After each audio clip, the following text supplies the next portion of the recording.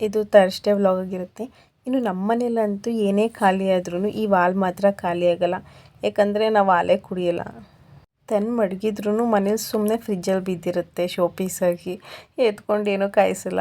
ಇವತ್ತು ಯಾಕೋ ಇಶು ಹಾಲು ಕುಡಿಬೇಕು ಅನಿಸ್ತೈತೆ ಮಮ್ಮಿ ಅಂದ. ಅವನಿಗೂ ಹಾಲು ಕಾಯಿಸ್ಕೊಟ್ಬಿಟ್ಟು ನಾವು ಸ್ವಲ್ಪ ತಲೆನೋವ್ತಿತ್ತು ಅಂತ ಟೀ ಕಾಯಿಸ್ಕೊಂಡು ಕುಡಿದ್ವಿ.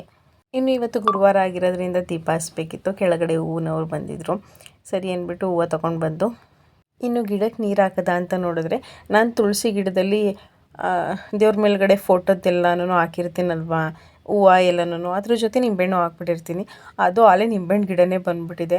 ಇನ್ನು ಇನ್ನೊಂದು ಪಾರ್ಟಲ್ಲಂತೂ ನಾವು ತಿಂದು ಬಿಸಾಕಿದ್ದು ನೇರಳೆಹಣ್ಣು ಬೀಜ ಮತ್ತು ವಾಟರ್ ಮೆಲನ್ ಬೀಜ ಅದೆಲ್ಲ ಎಸ್ತಿದ್ದು ಆಲೆ ಅದು ಚಿಗುರ್ಕೊಂಡು ಗಿಡಗಳು ಬಂದುಬಿಟ್ಟಿದೆ.